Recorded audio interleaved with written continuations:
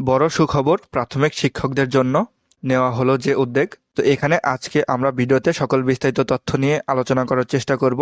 সকলের জন্য ভিডিওটি খুবই গুরুত্বপূর্ণ এবং আমরা আরও একটি বিষয় নিয়ে আলোচনা করব, সেটি হলো প্রাথমিকে তৃতীয় ধাপের শিক্ষক নিয়োগ। তো আমরা সকলে জানি সর্বশেষ তথ্য অনুযায়ী এখানে উত্তীর্ণ প্রার্থীর সংখ্যা 6,531 জন এবং এই যে 6,531 জন প্রার্থী উত্তীর্ণ হয়েছে এবং এই রেজাল্টটি প্রকাশিত হওয়ার পর থেকেই এখানে চাকরি প্রত্যাশীদের এক অংশ তারা কিন্তু দাবি করেছে যে এটি ত্রুটিপূর্ণ রেজাল্ট এবং তারা এর পরিপ্রেক্ষিতে আমরা দেখতে পেয়েছি লাগাতার অনশন কর্মসূচি পালন করেছে প্রাথমিক শিক্ষা অধিদপ্তরের সামনে এবং এর পরিপ্রেক্ষিতে প্রাথমিক ও গণশিক্ষা মন্ত্রণালয় কিংবা প্রাথমিক শিক্ষা অধিদপ্তর থেকে আমরা সেরকম কোনো তথ্য বা সারা শব্দ পাইনি। তো আপনারা অনেকেই কিন্তু কমেন্ট করেছেন এবং জানতে চেয়েছেন এখানে আপিলের যে শুনানি হয়েছে কিনা। 24শে নভেম্বর মানে গতকাল শুনানির কথা ছিল। তো গতকালকে মানে 24শে নভেম্বর আদালতের সকল বিচারিক কার্যক্রম যেহেতু বন্ধ ছিল সেহেতু এ বিষয়ে আমরা কোনো তথ্য জানতে পারিনি। হয়তোবা আগামীতে যদি কোনো আপডেট জানতে পারি অবশ্যই আপনাদের সাথে আলোচনা করার চেষ্টা করব। সেজন্য অবশ্যই আপনারা আমাদের এই চ্যানেলটি সাবস্ক্রাইব করে রাখবেন এবং পাশে থাকা বেল আইকনটি বাজিয়ে রাখবেন। তো এখানে আরও একটি নতুন আপডেট তথ্য রয়েছে যেটি জানা আপনাদের সকলের জন্য গুরুত্বপূর্ণ যারা চাকরি প্রত্যাশী রয়েছেন। তো এখানে দেখতে পাচ্ছেন এই প্রতিবেদনটি কিন্তু 23শে নভেম্বর প্রকাশিত হয়েছে। তো এখানে আপনারা দেখতে পাচ্ছেন বর্তমানে অন্তর্বর্তীকালীন সরকার দেশের প্রাথমিক শিক্ষার মান উন্নয়নের ব্যাপক কার্যক্রম হাতে নিয়েছে। এর অংশ হিসেবে বিদ্যালয়ে সঙ্গীত, শারীরিক শিক্ষা এবং চারুকলার জন্য 10,000-এর অধিক শিক্ষক পদ সৃষ্টি করা হচ্ছে। এর মধ্যে সঙ্গীত, শারীরিক শিক্ষার শিক্ষকের জন্য 5,166 পদ সৃষ্টি করা হয়েছে এবং চারুকলা শিক্ষকের জন্য পদ সৃষ্টি করা হয়েছে 5,000-এর অধিক। ইতিমধ্যে 9,572টি সহকারী প্রধান শিক্ষকের পদ অনুমোদন হয়ে গেছে। সহকারী শিক্ষকদের প্রমোশন দিয়ে সহকারী প্রধান শিক্ষক করা হবে।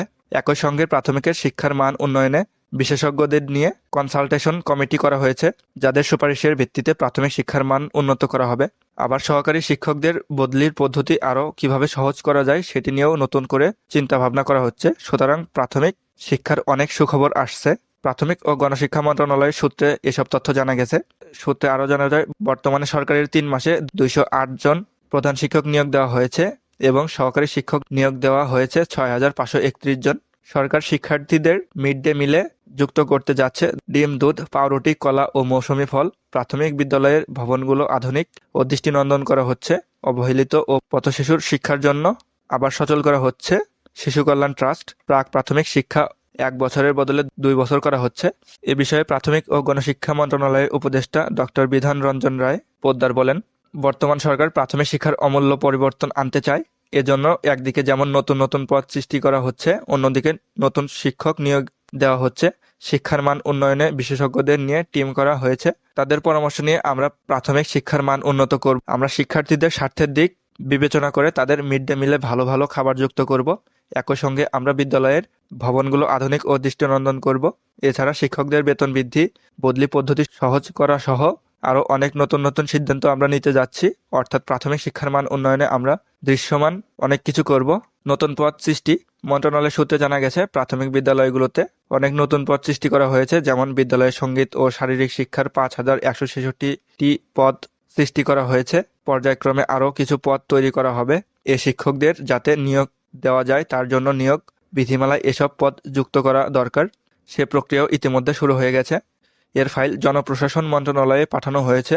জনপ্রশাসন মন্ত্রণালয়ে মতামত পাওয়ার পর সেটি পাঠানো হবে আইন মন্ত্রণালয়ের কাছে।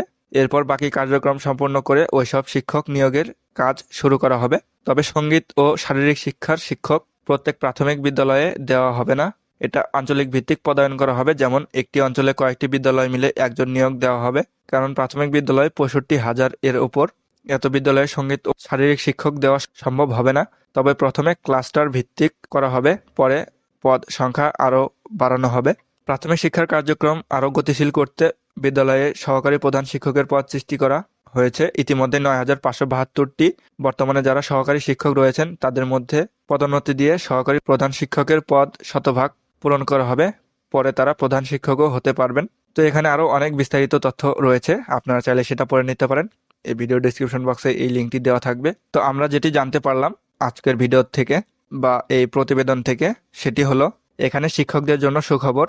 বর্তমানে অন্তর্বর্তী সরকার দেশের প্রাথমিক শিক্ষার মান উন্নয়নের ব্যাপক কার্যক্রম হাতে নিয়েছে এবং প্রতিনিয়ত নতুন নতুন পদ সৃষ্টি বা সৃজন করা হয়েছে। তো আমরা কিছুদিনের মধ্যেই বেশ কিছু সার্কুলার পাবো, যেখানে আপনারা বাংলাদেশের সকল জেলা থেকে আবেদন করতে পারবেন।